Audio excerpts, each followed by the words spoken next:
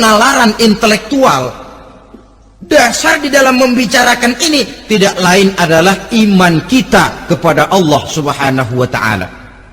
Bukan cuma zaman sekarang, dari zamannya Nabi. Orang itu kalau sudah bicara kiamat, bicara akhirat, ada yang ragu-ragu, ada yang menolak sama sekali. Bukan dari zaman sekarang, dari zaman dulu. Pernah kok satu saat Rasulullah itu dakwah menceritakan, saudara-saudara, akan terjadi kiamat di mana Allah akan membangkitkan manusia dari kuburnya untuk memintakan pertanggungjawaban jawab. Ini dalam dakwahnya Nabi pidato macam itu. Apa reaksi orang? Yang beriman ya mantap, tapi yang tidak beriman, bajingan-bajingan Quraisy ini, mereka bertepuk tangan, mengejek, mencaci. Malahan ini yang luar biasa, ada dua orang kafir namanya Ubay bin Ka'ab dan Al-As bin Wa'il. Mendengar pidato macam ini, mereka buru-buru pulang ke rumah. Ngapain? Ngambil pacul. Lalu berangkat nyari kuburan tua. Dia gali itu kuburan, tulang-tulangnya diangkut, dibawa ke depan Nabi. Ya Muhammad, tulang-tulang yang udah hancur begini, siapa yang bisa ngidupin lagi? Yang macam-macam aja kamu Muhammad, nggak rasional, nggak masuk akal. Allah menjawab. Apa kata Allah? Wa daraba lana mathalan wa nasiya khalqah. Qala man yuhyil 'idhama wa hiya ramim. Qul yuhyiha alladhi ansha'aha awwala marrah wa huwa bikulli khalqin 'alim. Mereka memberikan perumpamaan kepada kami, kata Allah. Mereka melupakan asal kejadiannya. Mereka bertanya, siapa yang sanggup menghidupkan tulang belulang yang sudah hancur kayak begini? Qul yuhyiha alladhi ansha'aha awwala marrah. Katakan kepada mereka Muhammad, yang akan menghidupkannya adalah Dia yang telah menciptakannya pertama kali dulu. Kalau Dia sanggup menciptakan, Dia tentu lebih sanggup lagi untuk mengembalikan reproduksi ciptaan itu sebagaimana semula. Yang paling kasihan yang ragu-ragu, akhirat itu ada apa enggak sih? Kiamat itu ada apa enggak sih? Lantaran ragu-ragu, terombang-ambing dia antara harapan dan putus asa, antara kenyataan dan idealisme. Ada yang buta sama sekali 100% terhadap keadaan-keadaan sesudah mati. Perhatian mereka hanya tercurah kepada kehidupan sebelum mati. Yang mereka perhatikan siang dan malam tidak lebih daripada urusan perut. Pergi pagi, pulang sore, peras keringat, banting tulang. Cuma soal makan, soal minum, soal pakaian, soal kendaraan, soal rumah tangga, soal anak, soal istri. Yang mereka pentingkan hanya soal-soal politik misalnya, ekonomi, pembangunan dan industri. Untuk soal-soal kayak begitu, giat betul, habis seluruh waktu untuk memikirkan, meningkatkan kebudayaan, politik, sosial, ekonomi. Kadang-kadang kurang tidur, kurang istirahat, berkeliaran ke sana kemari ke tempat yang jauh-jauh, sampai kadang-kadang terkena stres, penyakit darah tinggi, ginjal, lever, untuk memikirkan hal-hal yang semata-mata karena dunia saja. Lantas boleh jadi mereka mendapatkan kekayaan yang berlimpah ruah, mendapatkan kedudukan yang tinggi, nama yang semerbak, dikenal orang di barat dan di timur, di utara dan di selatan. Tetapi alangkah kecewanya mereka jikalau datang ajal menjemput nyawa, mati mereka, meninggalkan harta yang banyak, nama yang masyhur. Mereka disebut dengan jasa-jasanya. Radio memberitakan, TV menyiarkan, koran-koran memuat. bahkan nama mereka kadang-kadang dikenang 2-3 tahun setelah wafatnya. Tetapi dalam pada itu roh mereka merintih, mengeluh, menderita karena dilemparkan oleh Allah ke tempat-tempat yang kotor, penyesalan yang sudah tidak akan ada gunanya lagi. Saudara-saudara kaum muslimin rahimakumullah. Nah, kalau kita sudah yakin kiamat sesuatu yang pasti adanya, akhirat sesuatu yang pasti adanya, dari mana pembicaraan tentang kiamat ini kita mulai? Tentu dari diri kita. Marilah kita mencoba melihat proses perjalanan hidup ini sampai kita memasuki kiamat. Hadirin, tidak ada makhluk secantik manusia. Tidak percaya, pernah ke Ragunan? Nah, saudara masuk ke kebun binatang, segala macam makhluk ada di situ, ratusan macam jenis binatang. Bandingkan dengan saudara, kira-kira cakep mana?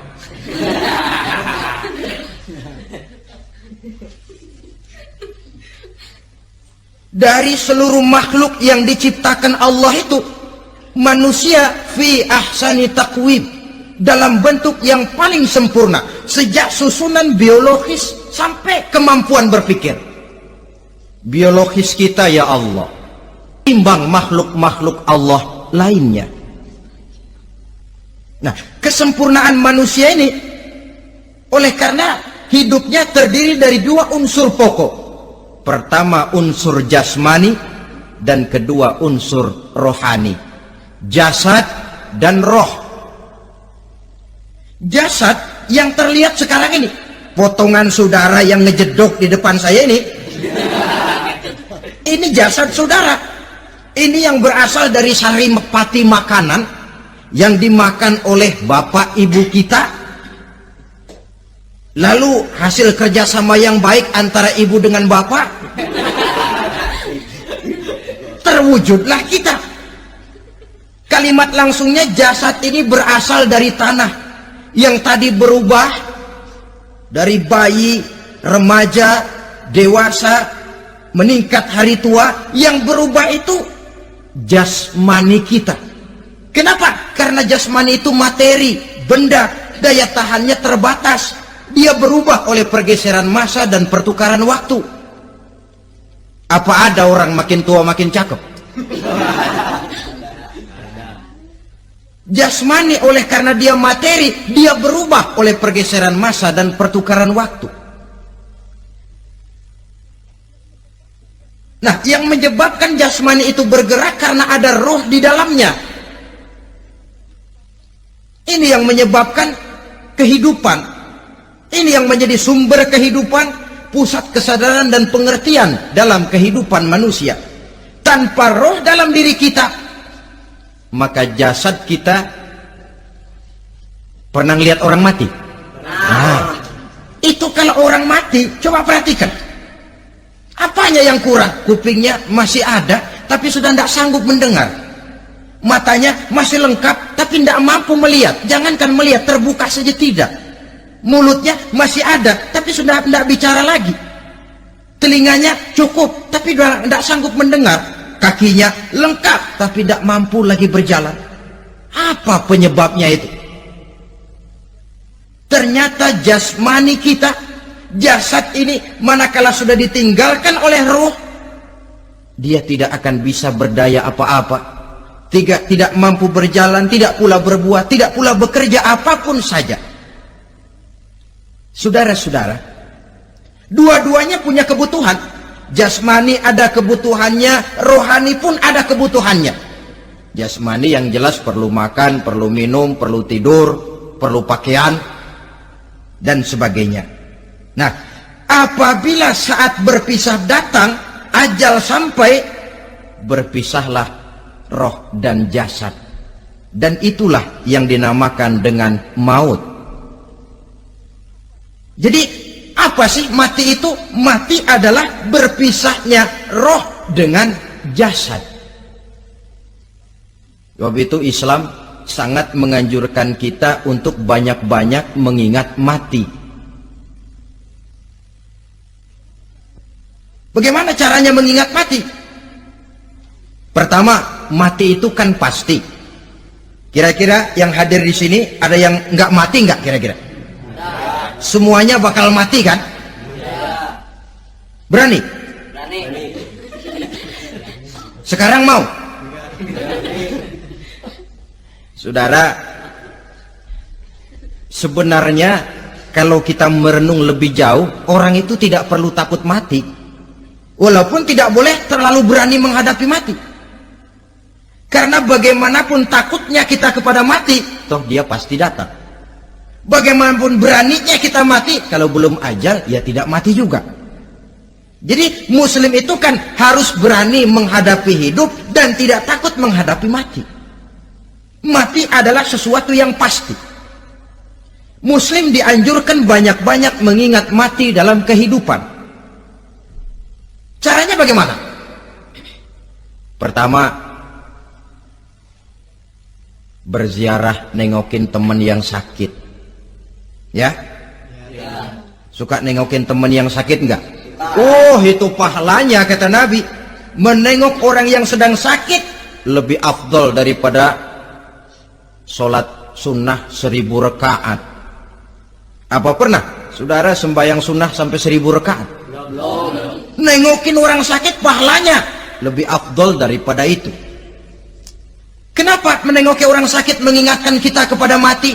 Iya ya, ini teman saya yang kemarin seger banget, bercanda sama saya, ketawa sama-sama, sekarang terbaring tidak berdaya, hilang kemampuannya, hilang keceriaannya, sakit.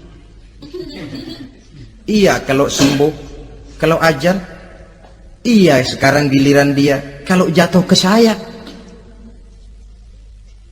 Lalu menghibur teman dengan kata-kata yang enak, yang akan mendatangkan sugesti supaya dia cepat sembuh. Jangan nengokin orang sakit jujur, sakit apa lo? Perut. Emang teman gua kemarin sakit begini mati ya? Wah, itu orang bisa jadi shock lantaran etika kita tidak akan sampai ke sana. Menjenguk orang sakit akan mengingatkan kita kepada mati. Apalagi ziarah kubur. Ada yang orang tuanya sudah meninggal? Nah, kalau ada, ya tidak bisa tiap hari, sekurang-kurangnya seminggu sekali, Jumat pagi misalnya, ziarah kita ke kubur. Sehingga kalau kita masuk kubur kan ada etikanya. Assalamualaikum ya ahlal kubur wa inna insyaallahu bikum lahikun. Hai penduduk kubur, keselamatan bagi kamu dan kami yang masih hidup sekarang ini insya Allah pasti bakal nyusul kamu. Iya, yang kemarin gagah benar sekarang terbaring tanpa daya, ini unggukan kuburannya. Yang kemarin ada sekarang sudah tidak ada. Kemana dia? Kami satu saat pasti akan begini. Ingat mati. Lalu apalagi yang bisa membuat kita ingat kepada mati? Mengawal jenazah. Bukankah sangat dianjurkan oleh agama? Bahkan kalau bisa sejak mengurusnya, memandikannya, mengkafankannya, menyolatkannya untuk kemudian mengantarnya ke kubur. Hari ini saya antar dia ke kubur, besok boleh jadi saya yang diantar orang.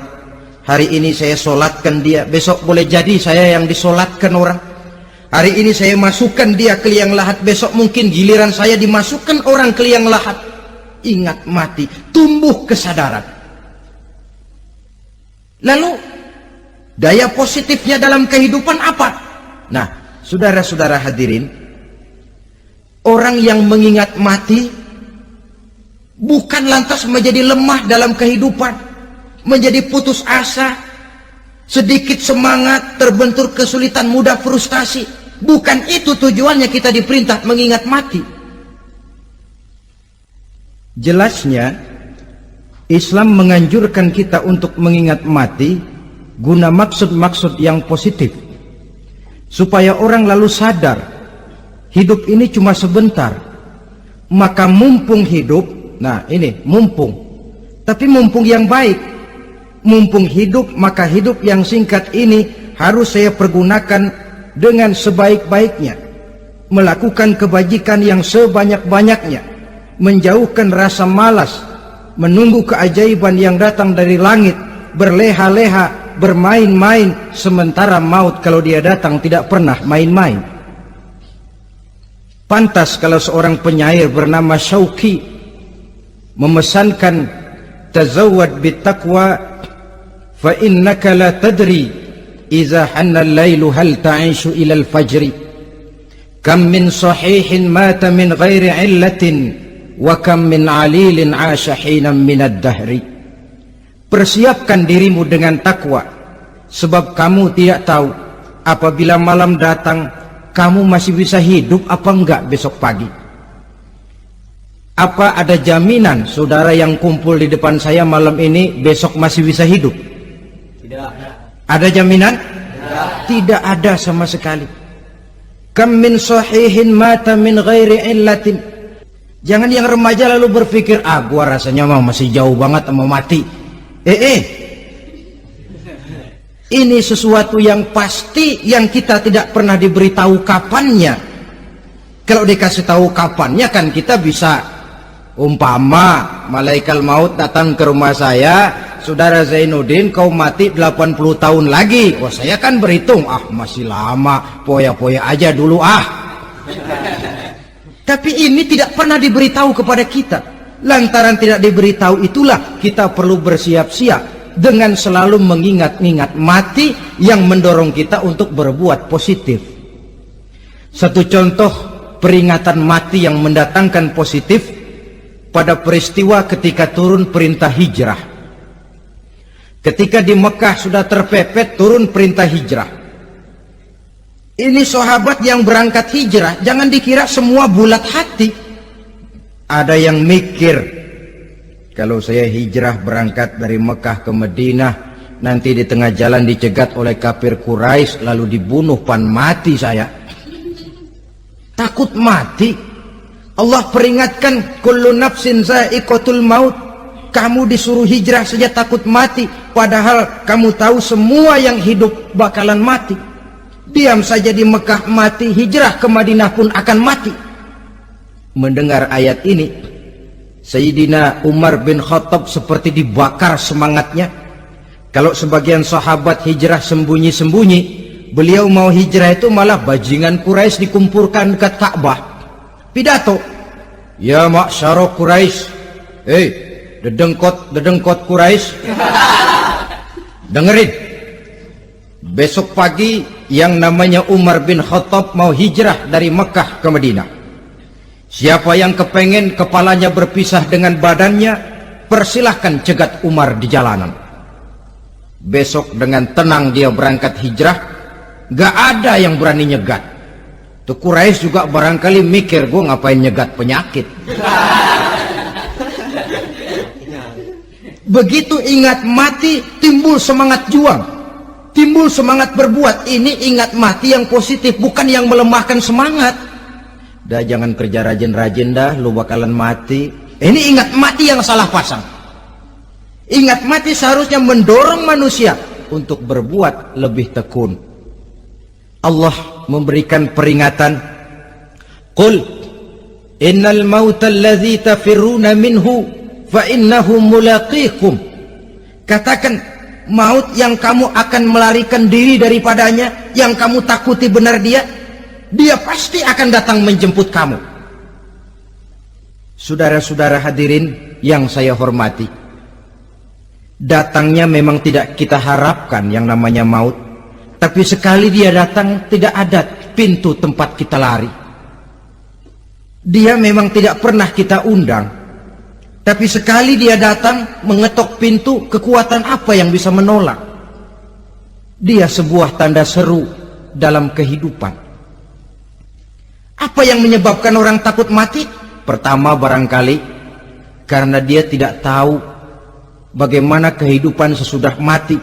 Alam kubur gelap, alam akhirat gelap, sehingga dia bingung. Lantaran bingung lalu jadi takut.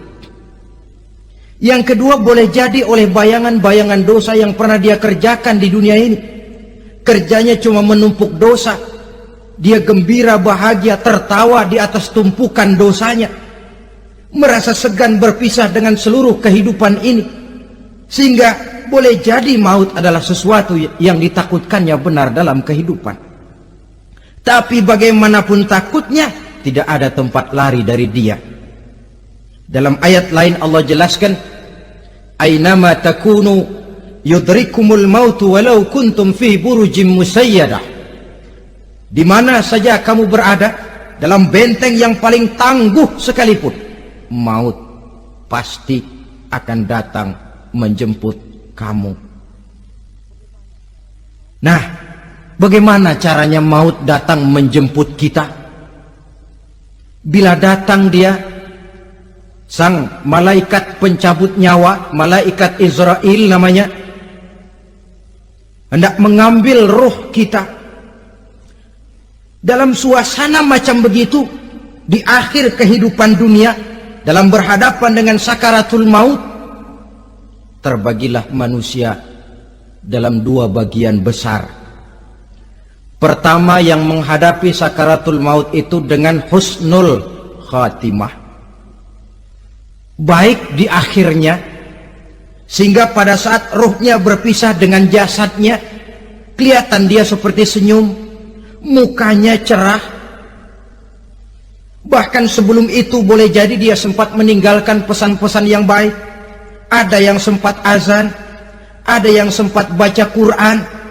Pernah kan nemui orang yang mau mati seperti itu? Yang sempat azan, yang sempat baca Quran, yang sempat meninggalkan wasiat-wasiat yang baik. Sebab apa? Malaikat maut datang menjemput mereka juga dengan baik-baik. Dicabut ruhnya perlahan-lahan, tapi sungguh pun perlahan-lahan. Pedihnya, sakitnya tetap tiada tara. Rasulullah sallallahu alaihi wasallam, dikala beliau hendak berhadapan dengan sakaratul maut, diceritakan mencelupkan tangannya ke dalam gelas berisi air, lalu mengusapkannya ke muka beliau seraya berdoa, "Ya Allah, mudahkan saya dalam menghadapi sekarat ini." Beliau juga yang mengatakan bahwa sakitnya sakaratul maut sama dengan 300 kali bacokan pedang. Sehingga kita diajarkan doa. Di antara doa selamat itu kan ada, Allahumma hawwin alaina fi sakaratil, ya Allah, mudahkan saya di dalam menghadapi sakaratul maut itu. Ketika ruh ini keluar dari jasad, mata masih mengikuti ruh itu. Sehingga kadang-kadang ada yang matanya terbelalak dan tidak sempat ditutup, terbuka terus, mengikuti ruh itu keluar dari jasadnya. Adapun golongan kedua, manusia yang ketika berhadapan dengan sakaratul maut mendapatkan su'ul khatimah, jelek di penghabisannya.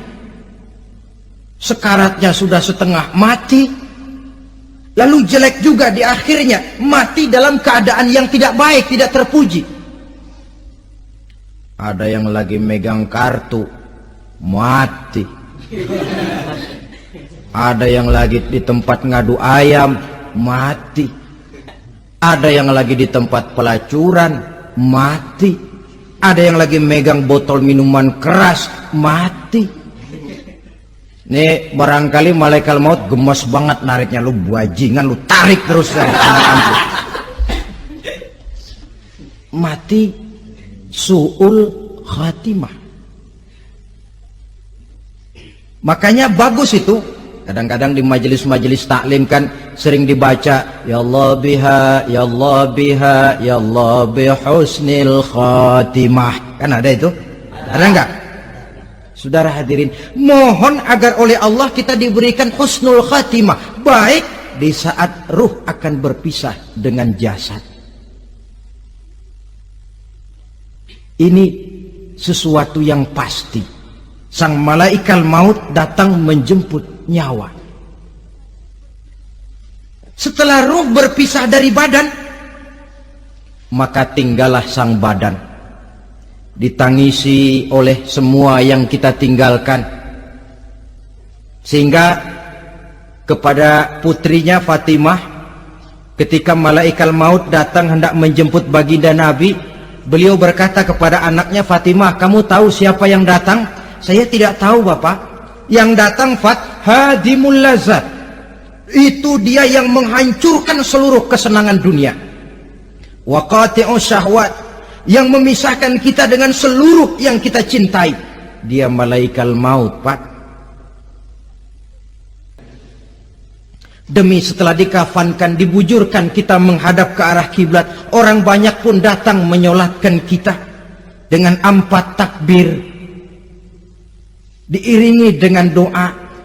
Lalu upacara pelepasan, berangkat kita meninggalkan anak, istri, suami, kampung halaman, tanah air, bahkan alam dunia ini. Selamat tinggal alam dan seluruh isinya. Tinggallah yang tinggal. Saya akan kembali ke tempat asal dari mana saya datang, untuk kembali mempertanggungjawabkan seluruh perbuatan saya dalam kehidupan ini. Manakala upacara pelepasan selesailah sudah, dimasukkan kita ke keranda jenazah, digotong orang, bismillah wa ala millati rasulillah,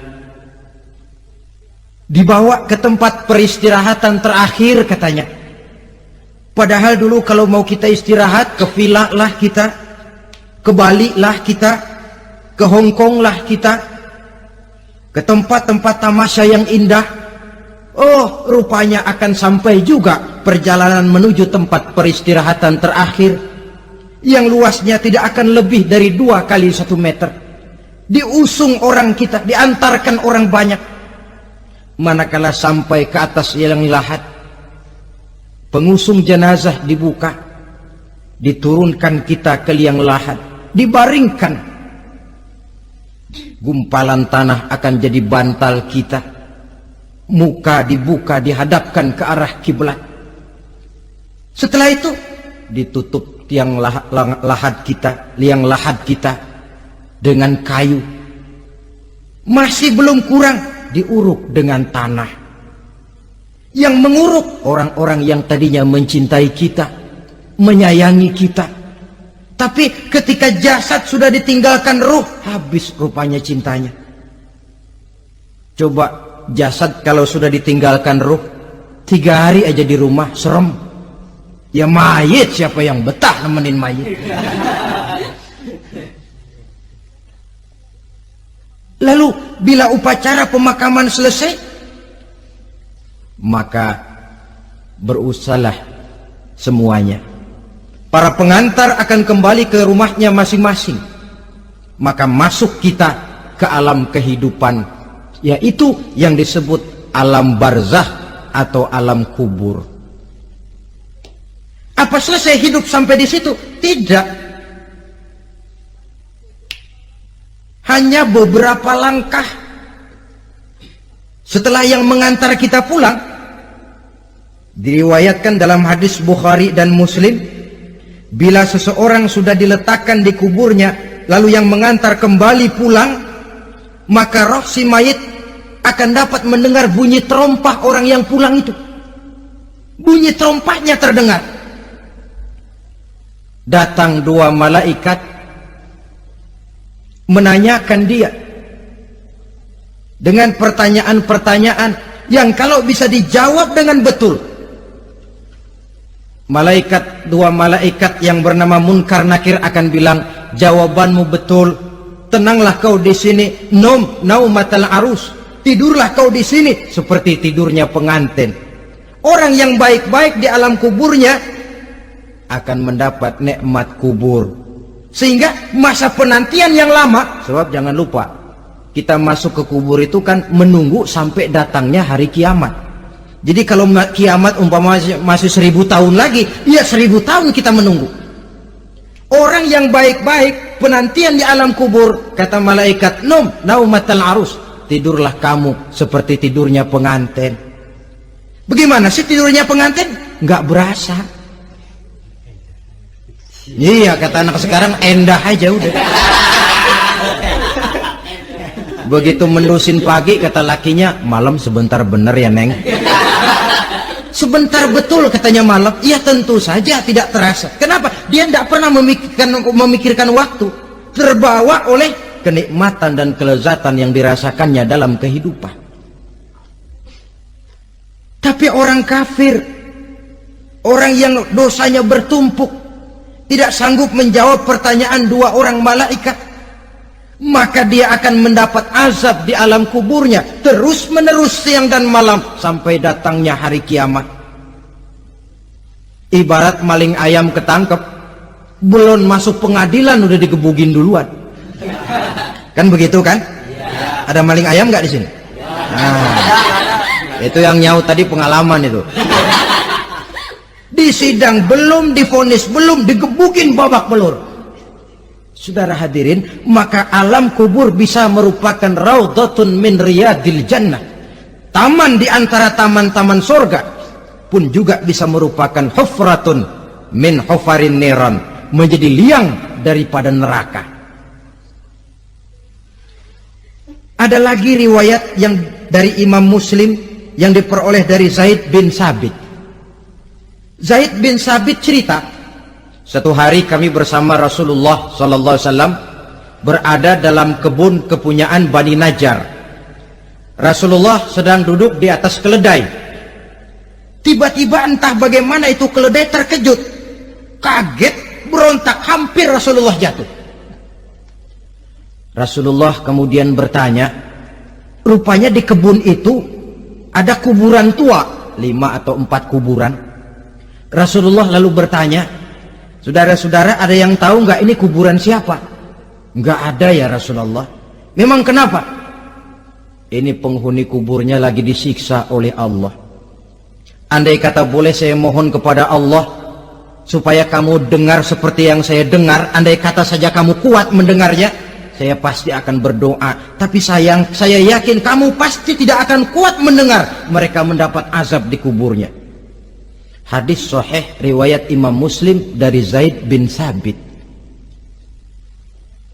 Kehidupan di alam barzah. Pak, iya kalau yang matinya dikuburin. Lah kalau yang matinya diceburin ke laut, dibakar, di medan perang hilang gak ketahuan kemana jenazahnya. Saudara, hilang kek, dikubur kek, di dalam lautan direndam kek, itu kan cuma logika kita. Menurut Allah tidak ada perbedaan orang mati dikubur di dasar lautan atau dibakar sampai jadi abu atau gugur di medan perang tidak ketemu jenazahnya. Entah mereka tetap masuk ke alam barzah namanya.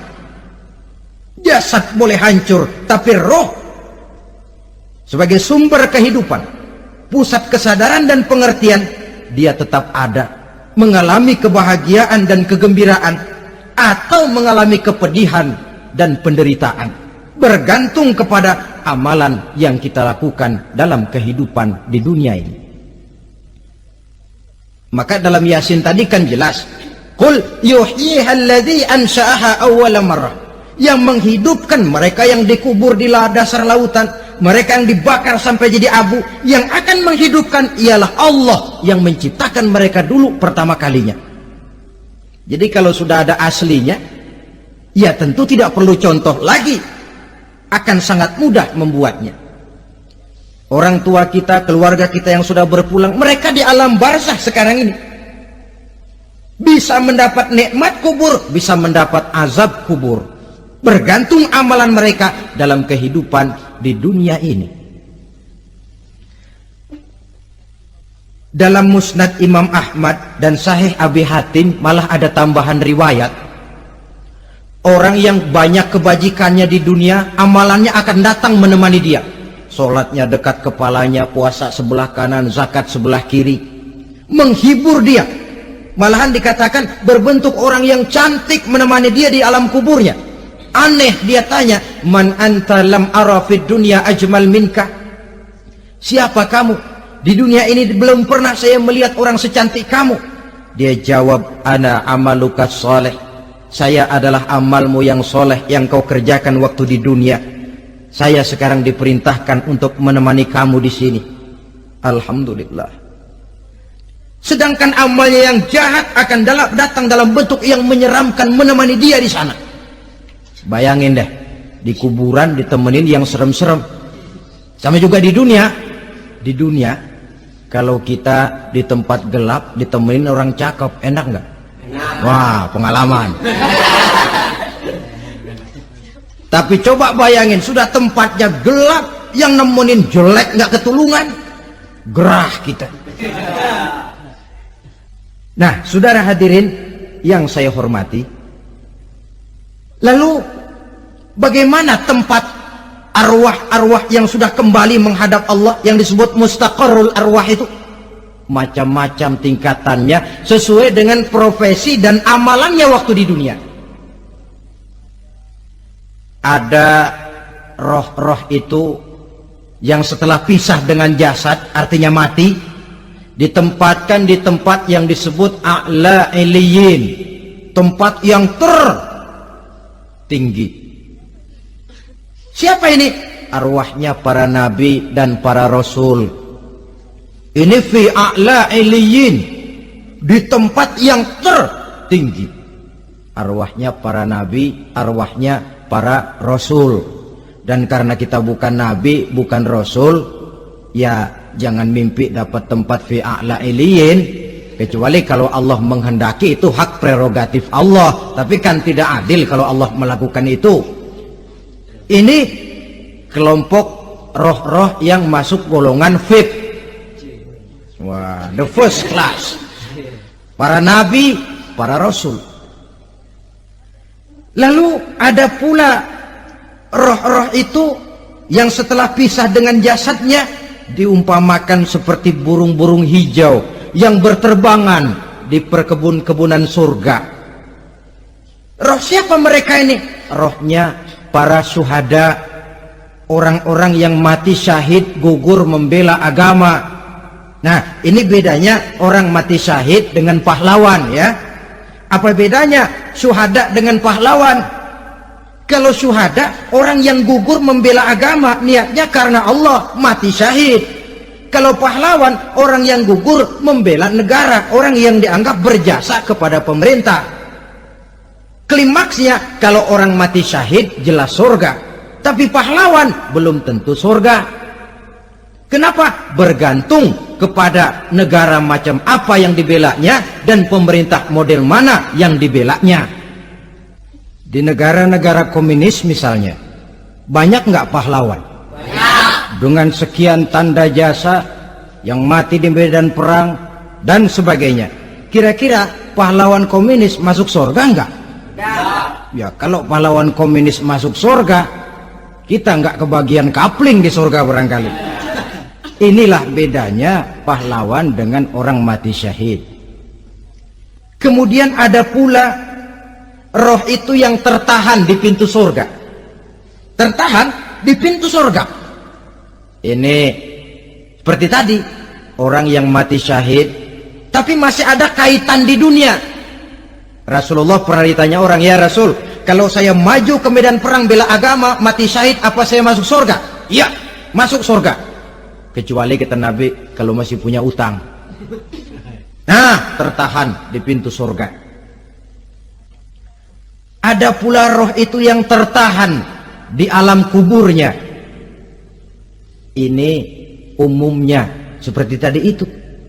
Ada mempunyai dosa, mempunyai kesalahan, sehingga merasakan azab kubur.